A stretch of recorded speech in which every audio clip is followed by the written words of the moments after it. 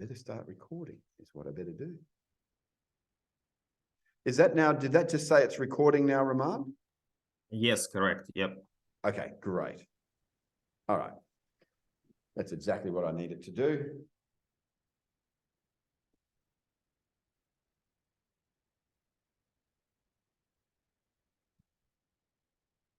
So we're just waiting a few more minutes and then we'll begin and we'll just see what happens. There could be some very personalized tutoring today, which I actually don't mind either, right? Well, we'll see. Hey, Katie.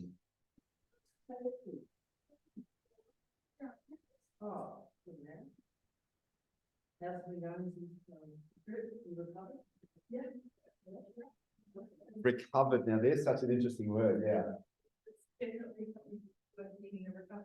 Yeah, I know, right? Oswald Chambers in his book, My Utmost for His Highest, right? There's a reading which is all about being spent. So, you know, he's almost like saying, how dare you complain about being tired at the end of the day, when it should be our glory to be spent in the master's service, that you've got nothing left in the tank. And I'm like, oh, I don't know, that sounds like yesteryear kind of thinking to me, you know. There's no self-care in that. Yeah, well, there's none, right? I was literally just reading a chapter from saying the opposite of that. Yeah, right. Because you can actually take that too far and then you actually kill yourself. And, you know, you look at a James White character, perfect. He totally crashed and burned himself, and to the point that he was useless. He really was spent. And I don't think that's what Jesus is after. But it was just interesting hearing that. And then I, you know, that particular day, we read it for staff worship, and I went home that night and I'm like, oh, I'm reading it right now, you know. Yeah, it could really lead to something really quite toxic. Hey, Neil. Yeah. Yeah, just when you are a bit further from the laptop, we almost can't hear you. But when you are just close to your laptop, it looks like the microphone is. Well, the microphone should be right here. It's very hard to hear you when you're here, but when you are in front of your laptop, it's very good sound. So right here is much better? Yes, yep. Here is the best sound. When you just step left or right, it's not the best. Thanks for that. Oh, I know why. Okay, so now how's that? I've just changed microphones to my phone. Yeah, it's much better now. Yep. Yeah, there we go. That's what we want and see. And then we can do this. We can zoom around and I can introduce you to everyone here in class. Yeah, that's cool. There we go. What's up? Yeah, what's up, dude? There we go. All right. Okay. Yeah, I meant to have this microphone selected because I actually don't like it. Although maybe I need to switch between because depending on what I'm doing. All right. Well, I think we're going to begin. So welcome along. So glad you're here. And that we actually get to share this little bit of a journey together. And we'll just see what happens, see how it grows. The content is being recorded, just so you know. It will be posted on the seminary page, and then I'll share a link for that somehow or other. I'll figure it out to those who are on our online community. Because this is open not just for us as seminary students, it's really open to anyone in the pastoral community of our church, because I actually think having something like this, a digital club, is actually potentially going to help us all improve our skills. And if we can actually do all of this together, imagine the impact that this could have for God's kingdom. So I'm a little bit excited about the potential this has. And I think there's never been an easier time for us to do some digital ministry than right now, because in terms of the digital ministry space, we've got a great personal assistant that's just chafing at the bit, pardon the pun, to actually engage and help us, right? So if we could mobilize that, it would be super, super cool. So right now, though, I just want to have a prayer time just as we begin. Father, what a delight it is that we can be partners together in ministry. This is not about study. It's not about anything other than trying to leverage what we know and what we can do for your kingdom. So Lord, to that end, I just pray you'll bless us, bless our meeting and the launch of this club, that we can continue to grow and become a center and place of influence, not just in our own lives as we sharpen each other, but for advancing the cause of Jesus. Bless us to that end, Lord, we pray. Amen. Okay, so while you sleep, imagine that while you're sleeping, okay, I gotta pretend I'm not going in election mode, but while you're sleeping, this could all happen, right? So if you were to ask me, why did I want to start a digital ministry club? There's a real answer that goes with that. It's because Dr. Eric and I, with Josh, went down at a digital ministry or digital discipleship conference. I came away from that thinking we need to have a digital ministry subject in our course, which we're going to be floating next year as part of the course. And on top of that, I'm like, okay, there's so many cool skills that are there, tools that are available to us. If we can put those tools into our ministry, we can take some of the ordinary things that we do every single day, and we can lead our churches into creating online digital ministry that would be really, really effective for reaching more disciples for Christ. And let's face it, if we just do what we're currently doing, we're going to lose the race at reaching our cities for Christ. If we actually start leveraging some of the tools that are available to us, maybe we can accelerate the results so that instead of just reaching 1 or 2 people, we could be like Colby Meyer, an Adventist pastor in America, who on some of his posts engages with around 1.5 million people. So that's a tremendous amount of reach. Now, they're not all disciples and followers, but they are potential. And they're ones that he's now got ability to be able to connect with in some way because they've followed him at least once or twice or multiple times, because his ordinary posts get 1,500 kind of followers and views. And his exceptional ones are up around nearly 1.5 to 2 million kind of views. So that's some kind of reach into the community. And imagine if we started doing that here in this part of the world as part of our ministry. So that's kind of the bigger purpose. So what's the purpose from my perspective in starting this club? It's to create a collaborative environment that trains, inspires members. So that's us, to hone and use our skills in digital ministry to make disciples. What do you think? Does that sound all right? I kind of figure that's what we're all about, is we've got to be about Jesus' work of making disciples in the end. And to that end, another purpose is to expand your capabilities using digital tools. So it's like, okay, and I don't suppose to be an expert in all of this at all.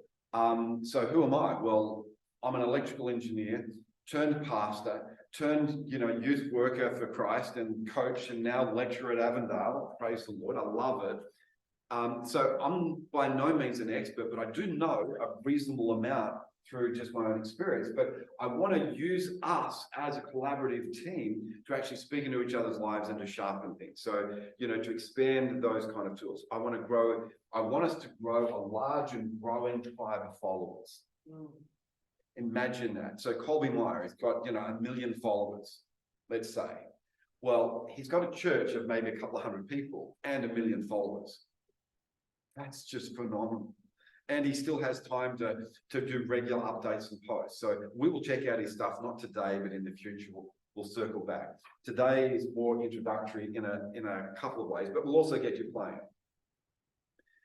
If there's some real practical goals, it would be to teach you in the immediate to short term, how to make short reel videos that reach people for Christ.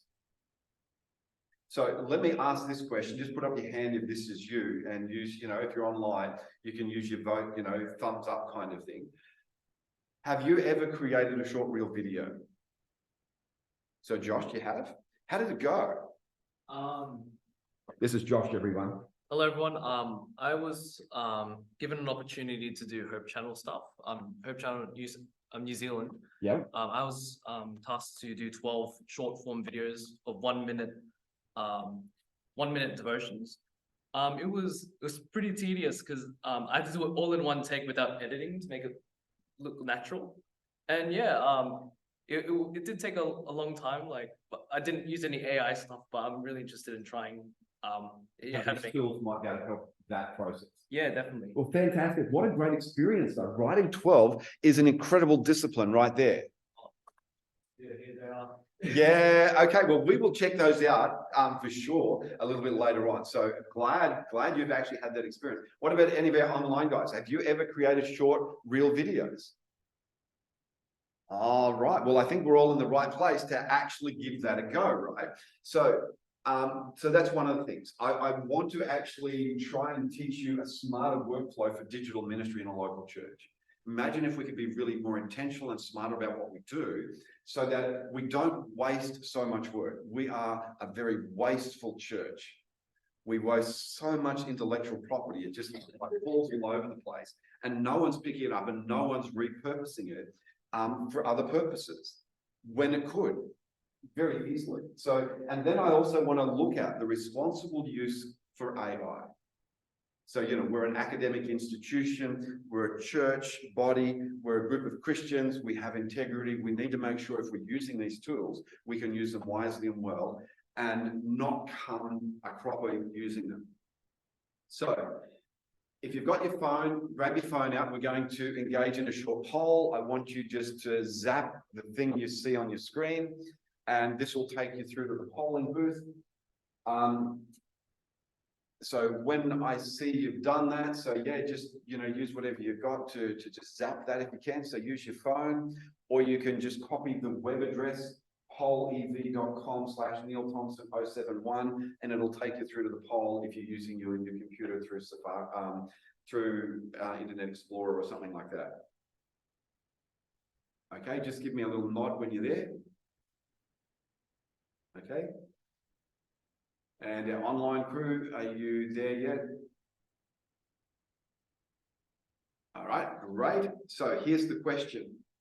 What things, so this is where I want your input, what things would you like us as a digital ministry club to focus on for you? Not today, but in the coming weeks and months that we're actually operating together. And, you know, I don't know how long our club will actually operate for, but let's suppose it goes on for some considerable time. What kind of things would you like us to consider? And in my mind, it's like, I want to get some real digital experts in here every now and again to actually speak to us about what they do. But I think we've got a bit of growth to do before we get to that stage, okay? I want to get us some runs on the board and having a go at producing some content and so on till we get to that point. Okay, so think around those kinds of things. So we want to know what carousel is, for instance. And sorry, the answers are not popping up there. This is just one of my frustrations today. If I had a cannon, I'd blow the technology up. Metaphorically speaking. How to make a website, AI voice correcting, text to speech, how to bring a church from the 1900s with their technology to today, practical skills with real world results. That's almost a tongue twister. Sharing God's saving grace, how we could actually do that using digital technology, blogging. How do we know what kind of topics or videos people might like? Okay, that's a really good question. And there's actually, believe it or not, there's an Adventist company in America who specialize in doing mind mapping of Google search results to find out what topics people are interested in and all of the plethora of things that go with that. So we can look at that at some point as well. Divine service, live streaming and so on. You know, it may be less important to live stream what we do and more important to chop it up into sound bites and use those sound bites until we're really good at live streaming our services. So if we're live streaming something that's of low quality, that's going to turn people away. If we can capture the sound bites from that service that are really important sound bites, and you know, you could have a deacon at the back of the church go, "Oh, Josh, that was a cool point." And so he writes down at the 5-minute mark to the 6-minute mark, there's your sound bite for today's sermon. And then there was another one at the 20-minute mark, and oh no, Josh preached for a full 80 minutes. And at the 75th minute, there was another great sound bite there, which went for 3 minutes as he wrapped it up. And so out of that, he's got 3 sound bites. And it's logged, someone wrote down where it was approximately, so he knows where to go looking for it. And so he can then take those sound bites out of the video recording and use those later. And that could become part of a strategy for marketing your church. And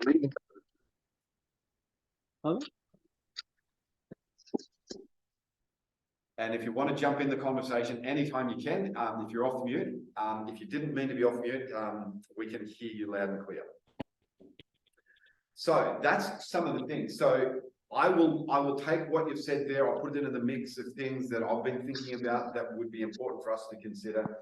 And if you're online and you're watching this later, all you need to do is just email me or just use the same link, because this will be open even.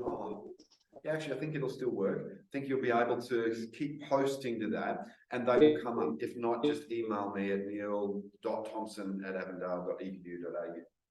So the question is, are you willing to help? And if you're willing to help in any way, then I'd love for you to be involved. I don't see this as being onerous and big. It's just would be really nice to be partnering with others as we do this. So if that's you and you want that, you want to be involved, then just message me. And if you're online, just say yes in the chat and I'll get the chat history later and I'll have a look at that. And if you're saying yes to that, include your email address in the chat so that I can actually follow that. So that's because this is not just about what I want. This is, I think, so much bigger than that. So let me talk about AI, what we mean by AI, generative AI, if you like. It's a capacity for computers to model human speech and model human interactions. So we've got lots of AI. My son's a computer science graduate from Newcastle Uni. I was just trying to look for the right word to go with that. And he works in IT department here at Avondale University, as it happens. And he said to me, he said, Dad, well, do you know where AI is used? So let's just go through some of the places where you may already have experienced AI. If you've got Netflix or Apple TV or some other device like that, there's an AI engine in there which is suggesting the kinds of TV shows that you should watch. There's AI that's used in driving Tesla's cars around the roads, autonomous mode. There's other AIs that are listening to your every word, so that when you say, hey Siri, or hey, Alexa, it will come up and drop into that, right? So there's all of those things that are there. And so there's AI is just literally all around us. And it's almost impossible for us now to evade it, but there's a new form of that which enables you to have a conversation with a computer. The first time I played with that, I got lost for about 2.5 hours as I argued with ChatGPT about whether life spontaneously generated from nothing after the Big Bang. And I got it to contradict itself, which was really delightful. So I was feeling pretty chuffed with myself, but it doubled down anyway and said, well, when I asked it about the contradiction, it just simply said, well, the consensus view is this. And I'm like, oh, well, there you go. It's got a bias. It's programmed to think like evolutionists. Fair enough. I'm not really complaining. And I guess that's one of the things that, if we're talking about risk factors of AI, one of the things we need to be aware of is that it is biased. It's biased to a Western way of seeing the world. It's biased to a Western male way of seeing the world. And so one of the risks that I see, though, is if you get really hooked on using AI, and it's easy to, then you might end up losing some of your hard skills of critical thinking. You might just outsource all your critical thinking to AI and say, oh, ChatGPT, what do you think about this? What do you think about that? And then a few months later, you've got brain atrophy, and your brain is no longer as sharp as it once was because you're outsourcing all your thinking to some machine. That's not how I'm going to teach you to use AI. I want it to accelerate your work, but I don't want it to do your work, right? And you'll see what I mean by that. I think if you use AI to write your sermon, and one of the first forays I had was back in January of this year, where I asked AI to give me something that I was going to use at church for, and I was just playing to see what it would actually say. I didn't actually use it, but it was to what do you call it? An elder, we're laying hands on an elder to induct them into being an elder, right? What do you call that? Ordination. Ordination. Yeah, it's that word. See, I don't like that word anymore because, you know, I was going to commission the elder. In my mind is where I was going. So I asked it and said, well, what would you do in this part? And it shot through this whole script. And I looked at it and went, you know, this is pretty solid. Huh. And then you can actually ask it to write a sermon. It'll be a pretty solid sermon. It'll be just like going to Sermon Central and downloading a sermon that someone else has preached. But the problem with that is it's not your work. The problem is it's not your voice. The problem is you're not wrestling with scripture as you should. And then the problem that would bring, if you do that often enough, is that you will stop having an authentic walk with Jesus, and you'll just be one of those dead men that Jesus spoke about in Matthew 23 that look great on the outside, but inside you're full of dead men's bones, right? Don't want that to be you. So you can't outsource your spiritual growth. Your spiritual growth comes by wrestling with the word. So I want that to be said up front in our club, because I'm going to be teaching you how to use a tool which is so unbelievably powerful. But if you get it wrong, it can destroy you and it can destroy your ministry. And if you hear at uni, it could actually get you kicked out of uni for academic integrity issues and for plagiarism issues and so on. So the stakes are reasonably high in terms of how we use it. So let's use it well. Handing in AI-generated work could actually get you in serious trouble here. And some students we've got machines that actually check to see whether it's been generated by AI. And let's face it, if your lecturer is used to marking, you know, your paper and it looks like this normally, and suddenly it looks like stellar, standout material, they're going to go, oh, so did you actually write that, Neil? Well, I did. I wrote the prompt that the AI used to generate the content, and it's all my work, right? Well, they would actually go, well, you know what, you're dreaming. We'll report you through the Academic Integrity Committee, and you have to show cause why you should stay at uni. And that could be a very sad end to what would be a great career for you to be a pastor in the church. So don't let that happen to you. Be really wise with this. Your work must be your work. GAI, generative artificial intelligence, is not your work. Right? So let's just be really clear about that. It's being generated by mathematical models is what it's being generated by. So it's pretty good, and they're very amazing. All right, so we're talking about this. Now, part of the responsible use of AI is how we can engineer, and I like that word, quality prompts. So if we're going to engineer quality prompts, they're going to help with the refinement of your work, they're going to speed up your work, and they're going to provide a personal expert tutor, coach, mentor for your work. For the students in my class, I'm actually going to be giving them the sort of prompts that I'll be sharing with you today so that they can actually use it not to do the work, but to help them think about the work that needs to be done. So it'll improve their thinking skills and not hinder them. So let me just talk about how you might use it as part of digital ministry, right? So here's a suggested way. Use ChatGPT to brainstorm sermon title ideas around the theme that you've got in mind. Let's suppose you've got in mind the theme of what? Give us the theme. The state of the dead. Okay, so this is a bit trickier than I thought. Second coming. Okay, so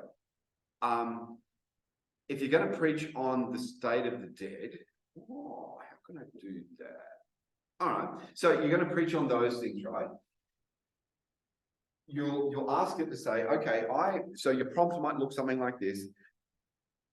Pardon me, I'm going to be preaching a sermon on the state of the dead in an Adventist church for a secular audience with young families. Okay, so that's the start of my prompt.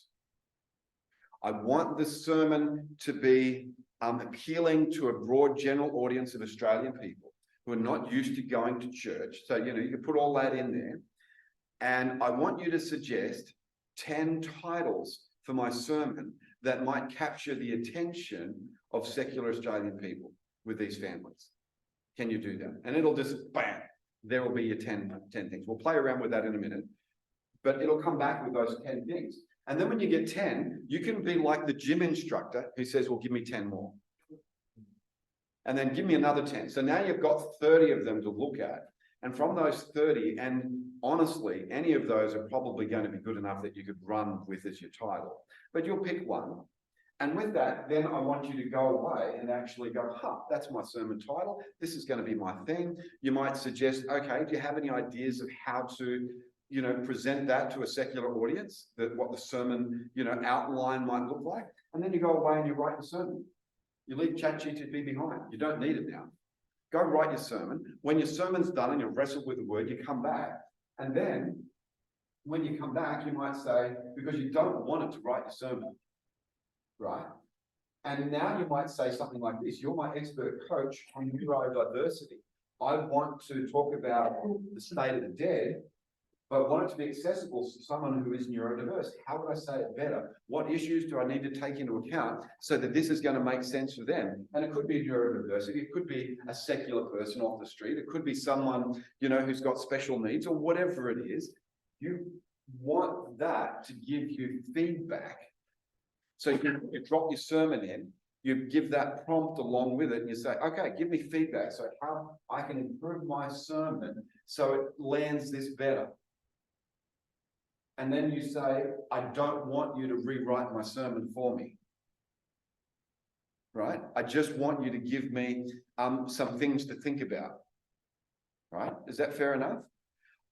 For me, I'm really comfortable asking ChatGPT to give me an outline for something, and then I'll ask it for another 3 or 4 outlines, and I'll look at all those outlines, and then I'll write my own, right?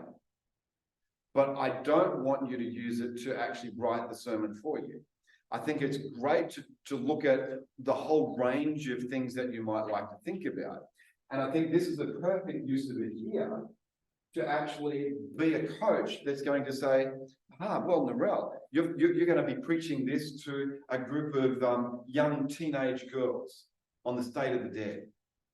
All right, so ChatGPT, you're a world-leading expert. This is your prompt. You're a world-leading expert on communicating with young teenage secular girls in Australia. Can you give me feedback on things that I might do to improve this message so that it will speak to this audience with greater clarity? And then you get to choose whether you like what it's saying or whether you don't, but it's now becoming your personal coach.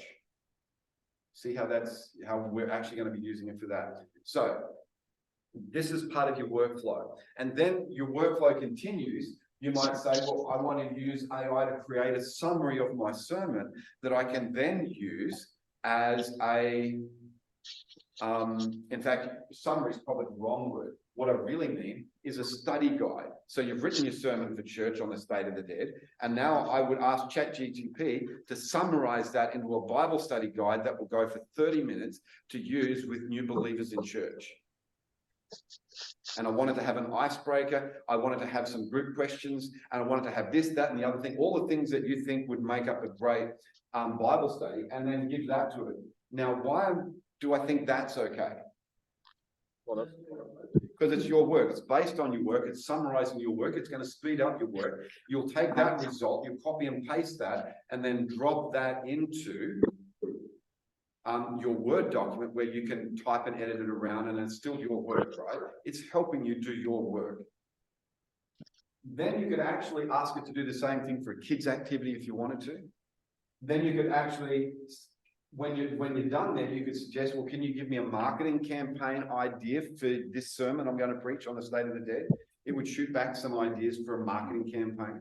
And you're like, and you might say a marketing campaign on Facebook, a marketing campaign on YouTube, a marketing campaign in TikTok, or whatever it is, platform you want to use. You ask for that, it would give it to you, and you can say, well, can you give me some more ideas? And you get some more ideas. And then you're down to which is where we're going to start today. And don't worry if you're not understanding all of this, because we're going to circle back to this. Okay, we'll circle back and we'll get you working on sermons later. But today we're going to be starting with this bit at the bottom. how to create a short reel video from some content that you've worked on before. Okay, so that's kind of where we're heading with this.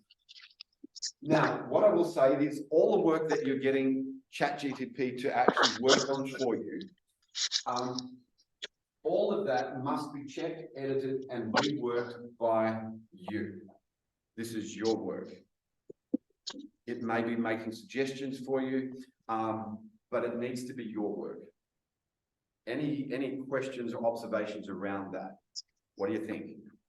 As a plan for how to take what you might do, which is write a sermon, and turn that into something that can really impact and start reaching people for Christ.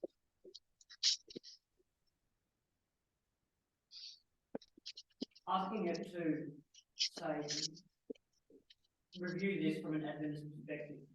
Yep. Would they know what that is? Like, Yes.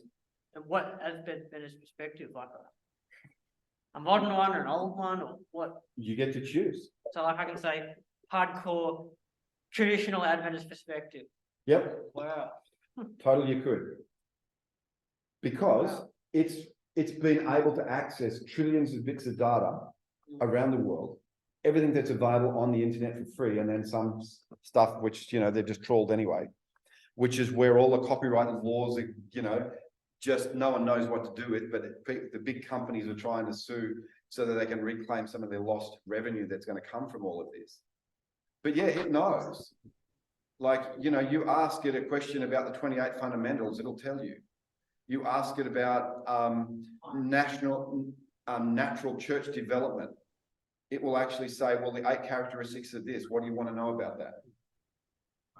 It's good to go. And you can say, well, look, our lowest one is loving relationship. Can you suggest some ideas of how we can actually improve loving relationships in our, and you insert here, in our Asian or in our Samoan or in our, you know, Palangi church community, and, you know, which is made up of over 75-year-olds, and we want to reach out to the kids in our community. How can we do that in such a way that'll do this? And you have a conversation with it.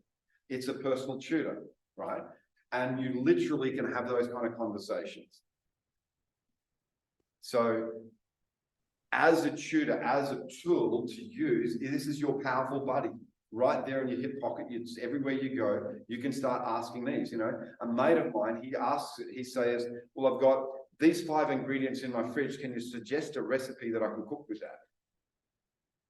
And he's loving the results. He's making the most amazing food, and his family's just like, don't know how you're doing it. He's just like, oh, well, at GTP and we're a great team, right? We're cooking up a storm tonight. Well, it's not for me. That use of it's not for me because I actually don't like following recipes when I cook. And maybe the family would like it if I did, but I don't. So we want to talk about quality prompts. So let me, I need to change what I'm doing here. I'm going to stop sharing that screen, which means, and I'm going to go here and get out of that. And now I'm going to go to Zoom. Let's see if I can actually do this. Oh, and you just got to love how Zoom does that. So that one,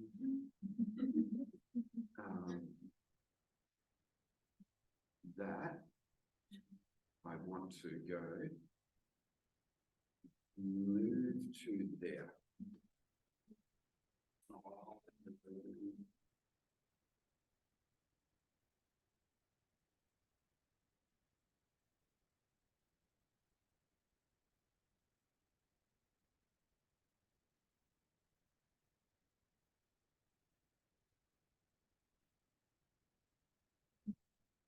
That's one we want up there, and then we're going to go back here. Sorry, I just need to, these tools are not that easy to use.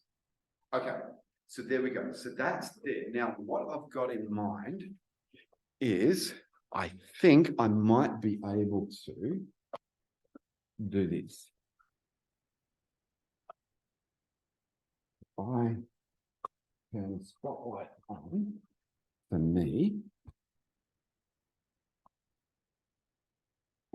I don't know if this is going to work. So let me just try it and see. Okay. Without sharing my screen, because I've actually, these guys here, we need to go from there back to there, and we need to make you there. Okay. And I think I need to go there. And one more thing that I need to do.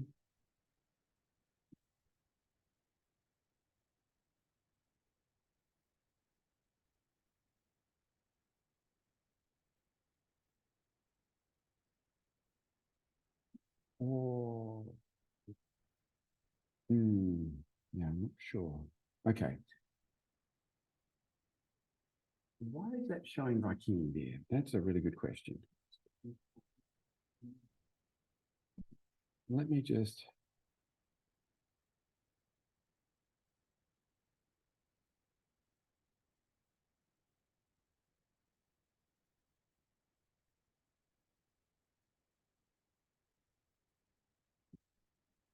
Jaden, where's my mouse over there, bro? Oh, there it is there. Yep. I've got it. Yeah, good. Okay, so I'm going to come back here again. There's one more thing I need to do first. I need to pin that.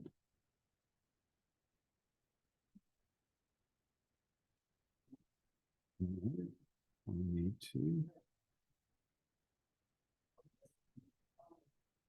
There we go. That's the one I want. Okay, right. And then we make that go back over there. Sorry, it just takes me a little moment here. This is really boring for everyone. I apologize in advance. Okay, so now I can see you all there. Everyone can see my screen here, which is great. So what I want to do now is is that going to work? I don't know. We'll see. There's chat GTP open, right? And I will also go here and show you, these are some of the prompts. Can you read those prompts on the screen there? Oh, they're even reversed. No. How horrible is that? Okay, well, I'm going to have to do this a different way. Okay. Then I will just go back to sharing mode. My apologies, everyone. I thought that was going to be a way to actually get around it.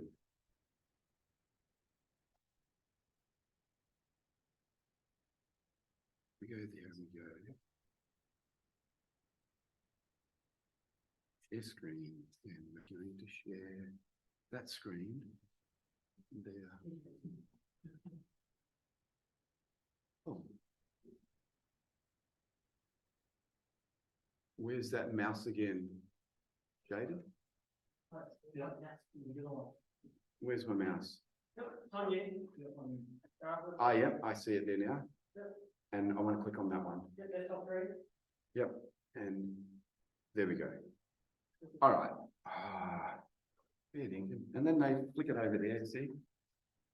It'd be great if people engineered things better. So people online, can you see now the New Zealand lake? Yes. Yes. Yep, thumbs up. Okay, that's good. That's the screen I want you to see. I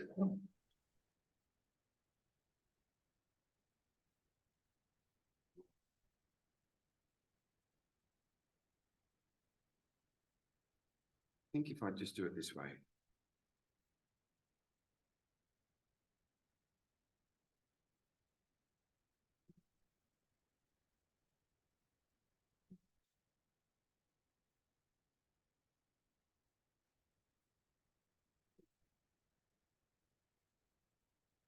Okay, so I'm going to do it this way.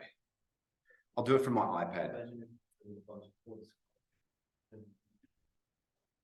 Is that going to get us where we need to be?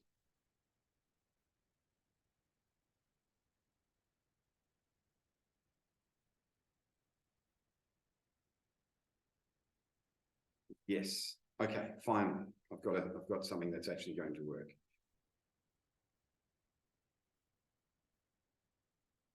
So I'm going to go to chat. Chat GTP. And this is my chat GTP. So you'll notice there at the top, I just want to explain a few things to you now as you see this. At the top of that, you can actually see there's on the left of the screen. Okay, so all over there, you can see what I've done in the previous 7 days, the previous 30 days, and so on. So, and it keeps going right back. So it keeps a history of all of the conversations that you've had in the tool. Okay.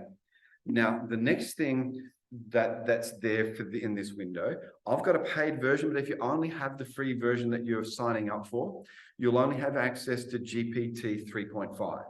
Still a powerful tool. Sorry. Look, it has been for me, but it really depends. Okay, it depends on your budget and everything else. It's more than enough for the things that you might want to do. Now, with this, so with ChatGPT 3.5, it's accurate up till around 2021 thereabouts. So the last couple of years, it doesn't have data sets for. GPT-4, they've kind of fixed that and they've got more up-to-date data and it's a more powerful engine and they don't slow it down. So GPT 3.5, it may not be quite as fast as you want it to be sometimes. So if we're looking at that, so let's just go back to our conversation we were having before, which was, and now, oh, this is cool. I can actually do this because I've got the app ecosystem. So I come back over here to my Word document, and this is, I will show you this prompt that I've got here. Did it get it? Yeah, there we go. It's pasting from my MacBook Air. So there it is. So let me just show you this prompt that I've worked on. Give me an outline for a sermon in an evangelistic campaign run by a Seventh-day Adventist church. Bullet points only to reach a secular Australian audience. The sermon will be the first in a series called. What's the title going to be called? First in a series about life be in it, right? The sermon title is about what? About the state of the dead. All right, that's a real mismatch. The sermon is based on Daniel 2. Okay, and I'll leave the rest of that there because in the end, it doesn't really matter what's there, right? Okay. Please also include an appeal at the end of the sermon. So this is kind of a prompt. Now, all of these prompts that I'm going to use right now, I'll have available in a file for you to play with later, okay? So, and now I'll just hit return and we'll see what it does with that, right? And it's saying, oh, sure, here, State of the Dead, reaching secular Australians, introduction, welcome and introduce a series, Life in It, briefly introduce the Seventh-day Adventist Church's focus on sharing the gospel with secular people. Well, see, they're things you're not going to use as part of a sermon. And setting the stage, Daniel 2 overview, summarize the content of Daniel 2, the key elements of it. Okay, so it's done that in like literally a couple of seconds, right? You're surprised at that? It's so effortless.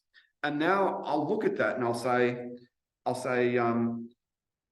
can you suggest a different, because I don't like it, different outline, but focusing more on reaching families with the truth, not just of the dead and what happens, but the resurrection.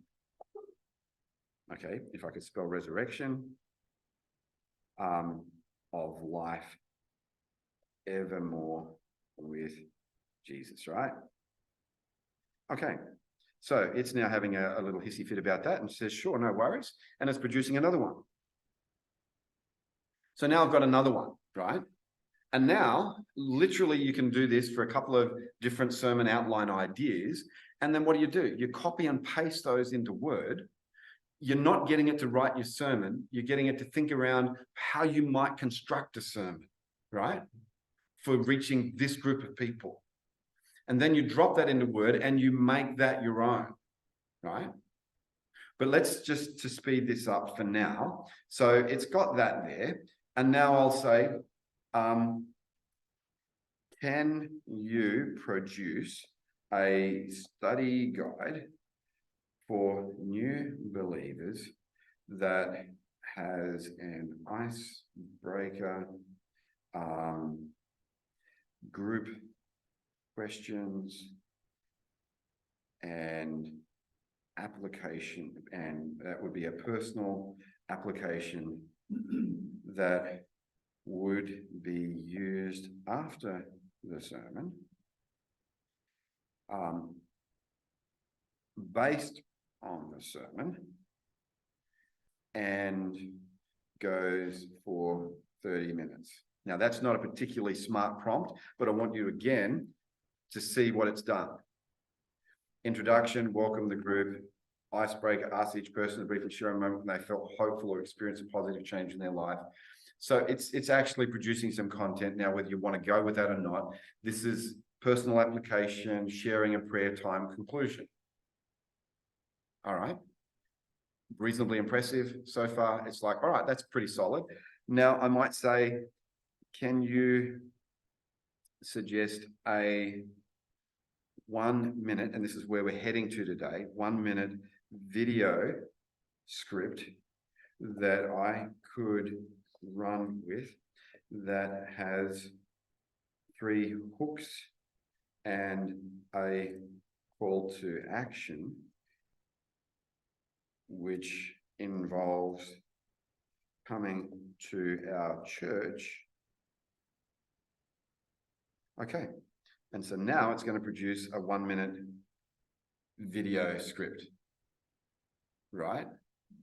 Now, at the moment, this is based on its bullet point for a sermon, and I don't even know which bullet point sermon it's using, right? There's a lot of ambiguity in this, but I'm doing this because what I want you to see is the kinds of things it is capable of doing with the content, not that it generates, but you generate. Your content, your sermon. You could get your sermon, drop it in there and say, can you produce a Bible study from this sermon? You could drop your sermon in there and say, can you work with my sermon, but tell me how I could improve this to reach a secular audience? Don't rewrite the sermon for me. Don't give me the sermon, but teach me how to do this better so I can reach a secular audience. You're going to be learning if you ask it to teach you. You won't be learning if you ask it to rewrite. And if you ask it to rewrite your stuff, I would give you 0 on an assignment coming in, right? Because it's not your work. If your church members know that ChatGTP is writing your material, they're going to be very unhappy with you. They might even call a president and say, our pastor's just really bad. He's just not even doing his work. You know, I thought it was bad enough when our pastors just went to Sermon Central and preached that word for word, but at least that was generated by a human being. So now we've got spiritual ChatGTP producing sermon content for us. Lord save us, right? We can't have that in our churches anywhere. All right. Any questions around what you've seen so far? Yeah. So, Jade. you know how like in Google, when you do a Google search, right? Yep. You don't put in like, can you please, and all that stuff. Less is more, you know, it searches those keywords, really. With chat, is the less you put in, if you dot pointed what you wanted, just dot point everything. Maybe you can play around with that if you like. My experience is I'm actually really polite with it. I humanize it because it humanizes me in the process. So I say, when it does good work, I say, thanks, sir, that's really good. When it does not so good work, I say, well, that's not really what I'm looking for. I'm looking for something so much more than that. And I want it focused in this way with these results and these parameters, and away you go. So I'm having, literally, it's a conversation I'm having with this machine, and it's spitting back information for me. And I want that conversation to go where I want it to go. And there's some things we said about engineering, right? Prompts. So let me just try this with this, okay? Just so you can see the kinds of things. I might say, can you suggest 10 sermon titles for my sermon on the state of the dead? I want these titles to be appealing to secular Australian people. Okay, we'll see what it comes up with, right? Beyond the Veil, And so now we've got 10 sermon titles here. Okay. Beyond the Veil, unveiling the mystery of life and death, life, death, and the unseen journey, exploring the state of the dead, from here to eternity. What happens after we close our eyes? I like that. Yeah. That's a winner for me, right? Life's final chapter, navigating the unknown path of death. That's not bad either. Beyond the horizon, unraveling the secrets of life and beyond. That's almost got a little bit of mysticism and spiritual, wicker and that kind of hint to it, which might appeal to a certain group of people. The great unknown, between two worlds, eternal questions, discovering truths about life and the hereafter, facing the abyss, life, death, and beyond, navigating the spiritual landscape. Well, it turns out I didn't like any of those. Can you, if I spell right, suggest another 10, only this time focus more on families with children? Okay, so now we've got angels, stars, and little souls, exploring life's eternal adventure. Oh, that's just a great kid story coming up right there. You can just see it now, right? But notice how it's totally changed track. And now you get to choose what you want to do. But I'm going to go with, which one did we say? What happens after we close our eyes? I'm going to say, using this sermon title,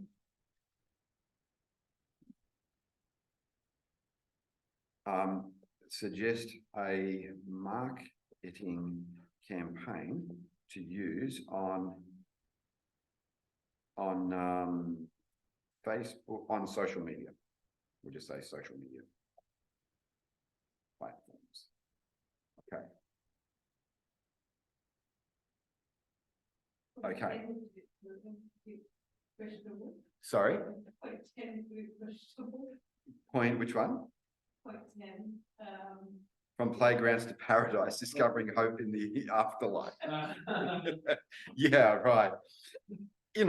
It's just being creative with things. Now, it's actually, so let's look at this marketing campaign. Campaign theme, unlocking life's greatest mystery. Join us from here to eternity. Not a bad little thing.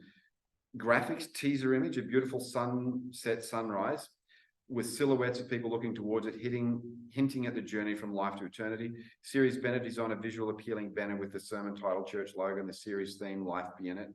So, there's some suggestions. It's remembering our conversation. What I haven't said is how much of the conversation can it remember?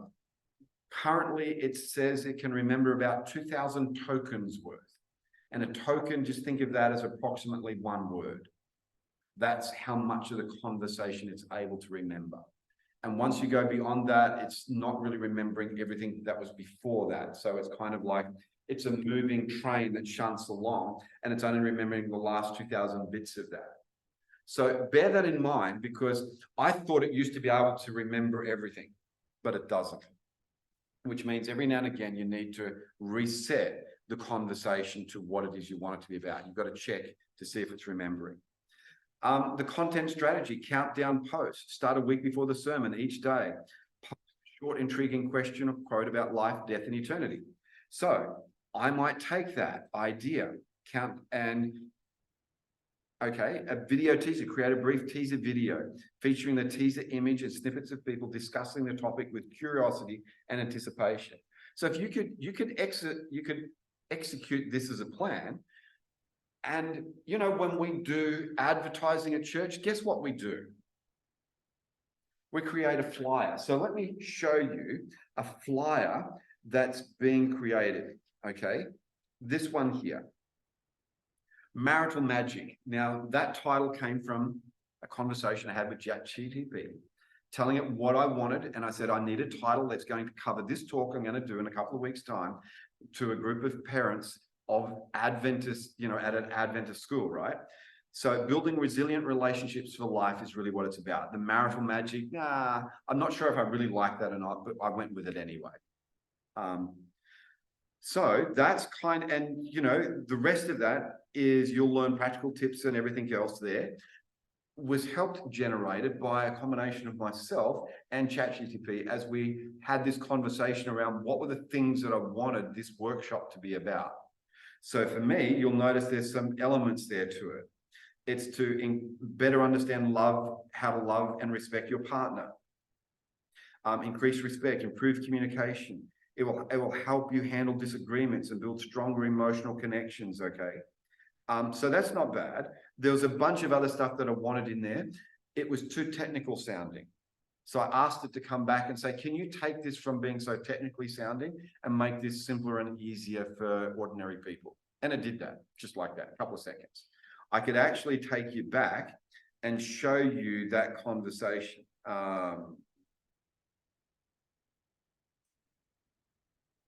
Marital Magic, that's the one right there. So if I open Marital Magic, here's that whole conversation, right? I'll be running a workshop in Sydney for parents in an Adventist school community. The purpose is to help build resilient marriages, to give them skills, tips that are practical, that will help them stay married, parent well, and enjoy life together. I need a creative name for the workshop. Can you suggest 10 names? So it did. Like putting things like you're in Sydney, would they even consider that? Like, would that change, saying that you're doing it in Sydney, would that change? I think it might. It might change it if I said I was going to do it in a country town, but I don't know the answer to that for sure, Jade. Maybe that's something you get to play around with. Certainly, if I said I was doing this for a Polish community or a Spanish community or a Samoan community or a Tongan community, I'd expect a different kind of set of parameters coming back at me, especially if I said I could have done more with the prompt. I could have said, you're a leading expert, a world expert on Tongan culture. I'm going to be running a workshop on how to, improve the quality of their marriages in a Tongan way. What would be something that would really work? We could try that prompt out now almost to see what kind of results would pop up. But I'll leave for you to play around with those kinds of things, right? And I think because it's been trained on so much, it might have some ideas of what to say around that. Okay. And then, from there, it produced those results and it said, can you suggest another 10? So there's another 10. And you know what? Any one of those could be another talk, right? Which means I could potentially do a whole series and I've got to have the content to go with it, but it and I are having this way of helping me brainstorm how I'm going to shape what I want to do. And then I said, okay, I'm going to go with title Marital Magic. The talk will be 60 minutes, including Q&A. Can you suggest what content that might go with that? Right? It's not going to deliver the content. It gave some here, and I went, are you familiar with the term emotional agility? And it said, yep, from Susan David. I've just finished reading her book. It's fabulous. And I said, okay, can you work that into it? And so it did. And I said, great. So I want to bring a blend of that with Sue Johnson and Gottman's principles, the first 3 principles of Gottman's work. And so it came back and suggested this, right?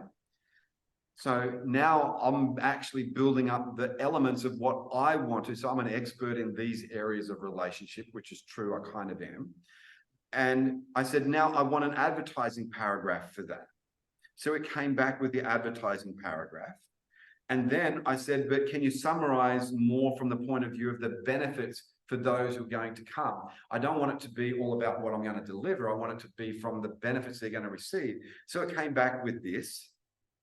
And I said, now don't refer to Adventists, just assume they're a secular audience. And so this is the final thing that it came back with. And it's like, okay, that's not bad. And I said, now, can you refine this so that it's short, less superlatives and plain, simple language? So it did, and we got that. And I said, okay, can you describe, and this is where I was really pushing the limits. I said, could you describe what kind of artwork would be good to go with? And so it did. And to be honest, I didn't like what it came back with. And then I said, well, can you give me a short 1-minute video script to go with this with a hook? And so it did. Ever wondered how some couples just seem to have it all together? Maybe you've asked yourself, how can we make a good relationship even better? Strong, resilient relationships don't happen by accident. They're built on understanding, respect, and solid communication. I'm inviting you to join us at our workshop, Marital Magic, Building Resilient Relationships for Life. Here we'll unlock the secrets of lasting, joyful relationships. You'll learn practical tips from relationship experts, and you'll walk away with tools to better connect with your partner and handle disagreements constructively. Invest an hour of your time and transform your relationship journey into an adventure of a lifetime, because your relationship is worth it. Register now and let's build resilient relationships together. See you there. Now, is that pretty good? Yeah. How long did it take me? Well, I was here. I needed it because Michelle Young was reaching out to me saying, Neil, I need this like yesterday. And I'm like, okay, I'll get it for you. So I knocked all that together and said, okay. And 20 minutes later, I had my title, I had my blurb I was going to send her. And now I've got a script that I'll go with some extra people who are going to help me actually do the recording of that, so we can piece that all together and we'll have ourselves a video that we can take. All of that is possible because now there are tools available. Now, let me show you what you can do from here. Okay, there's a tool, oh, yes, Big VU, okay? It's an app you might want to get. So what's it doing? Oh yeah, rotate it around, that's all right. So I have an account, but it's only a free account that I've got at the moment. So, is it going to?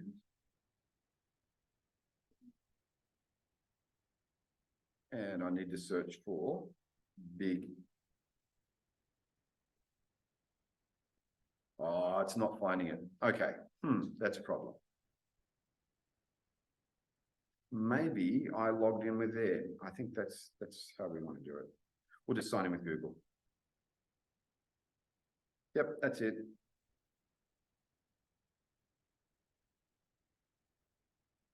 Okay, so now we're in.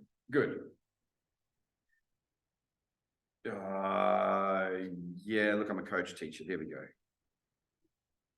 And I'm going to be doing that, and that Instagram stories, and I'm going to be going there. They're the different formats that I want to do, and I'll go next.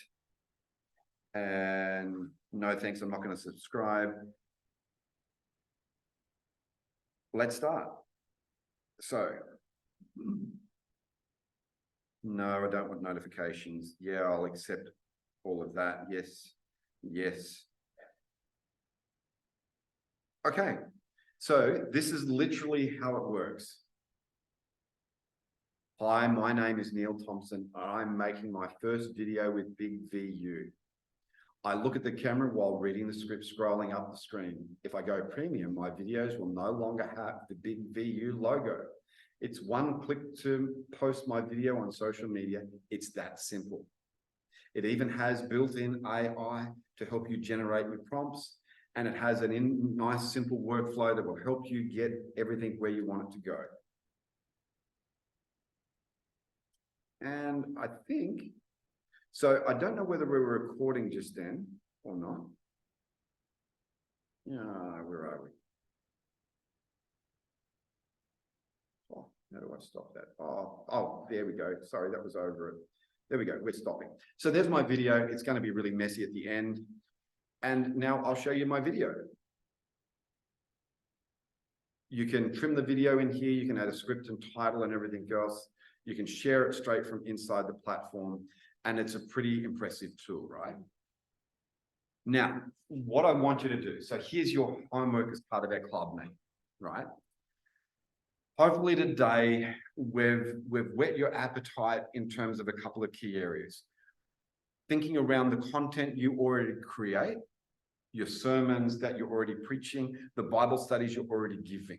How can you leverage that to create short little video clips that you might use as part of an upcoming series that you're going to preach those sermons on, right?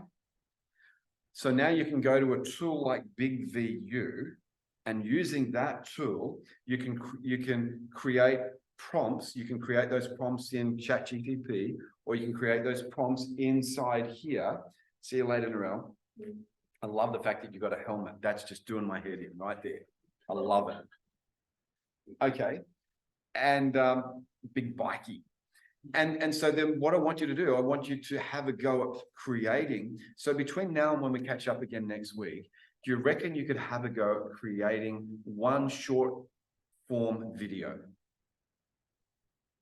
using Big VU? I'll post some of these up so that you know where to find these tools. You can find them wherever you find your favorite apps. But I want you to have a go. Now, here's what I would say about it. So I'll stop sharing.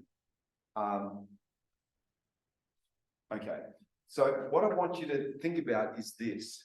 If something is worth doing, it's worth doing badly to start with. So your first time you make a video might be really bad. I can show you, if I could find the right account on my phone, I could show you what I produced. And it was pretty, you know, it's not brilliant. But then again, it's better than the first videos that I ever created, which I put up on YouTube, which have now fallen off the back end of YouTube because they're cleaning up old content. So it's no longer there.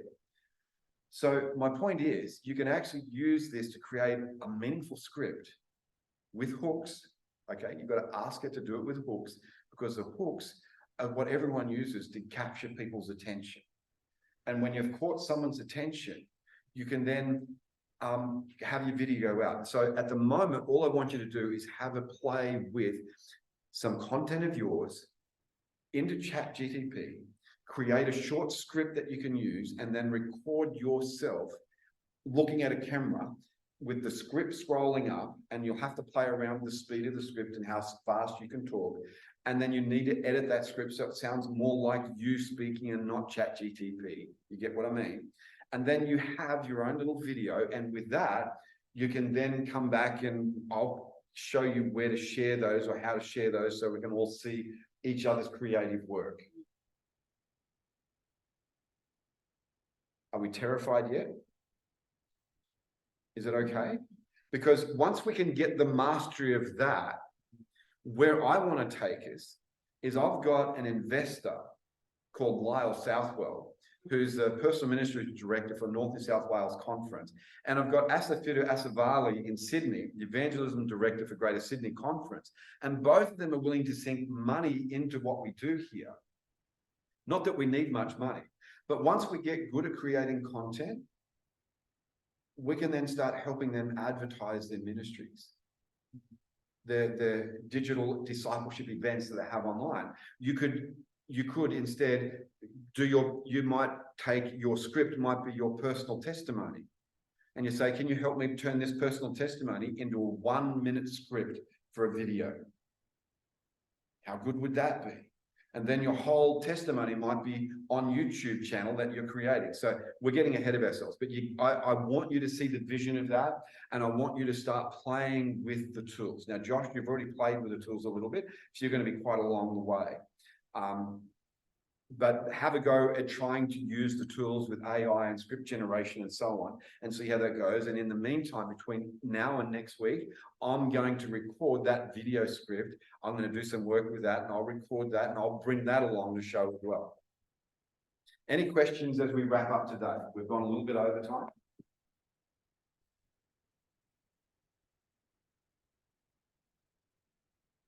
No questions at all? All right. Yeah, Carla.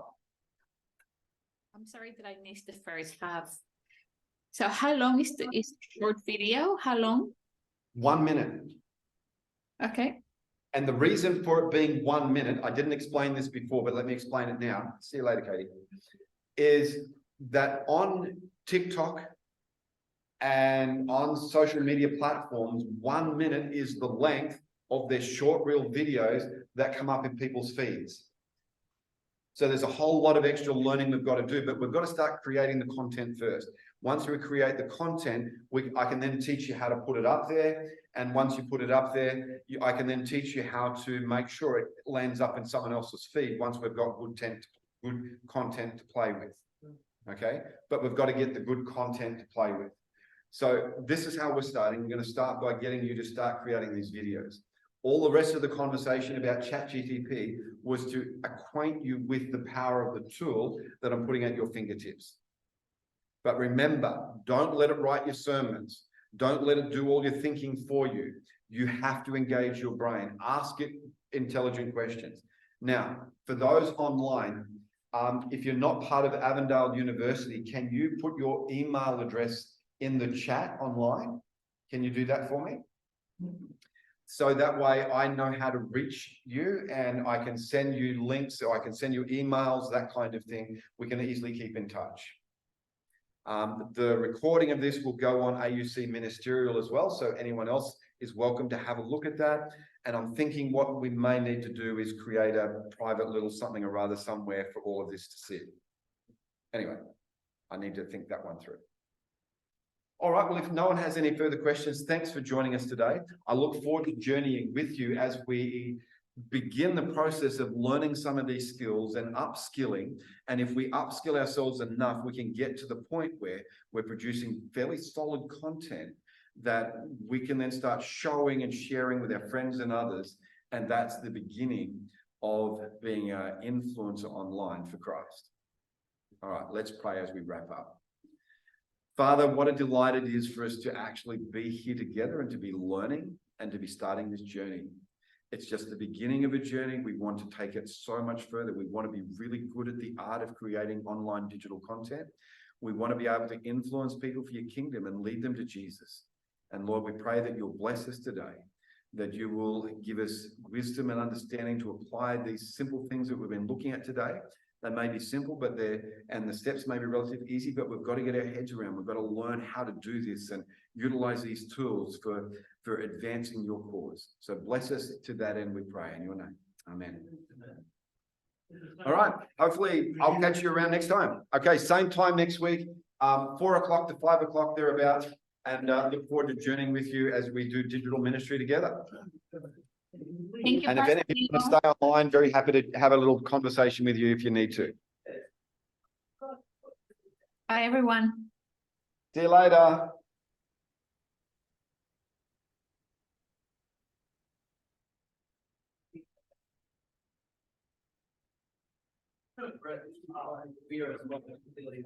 Hi. Yeah, we were both we had the opportunity to do like short form stuff, but then they would like Hope Channel New Zealand would change it. So this is what we've been doing. So that's him. They would do like a intro from the team. Adventist Yeah, nice. yep, so apparently that could be AI. Oh, totally it is. Yeah. So yeah, and then there's Brett that comes in. That's cool. But I wouldn't have framed it that way because you've got a crutch view right there. yeah, it was really interesting. He wanted to show the belt as well, the book. Yeah. So that might have, yeah, anyway, it's still good. Yeah, so these are the and yep, outro again. So that was the things that we were doing. My turn was gonna be after 12 of his videos, and then I'll be in. I think he's done how many? 1, 2, 3, 4, Oh, so yours aren't up yet? 6, 7, 8, 9, 10, 11, 12. So maybe 4 more days and I'll be up. Right. So yeah, that's what we've been doing, and yeah. How cool is that though, right? It's cool, yeah. They make the whole AI generated intro.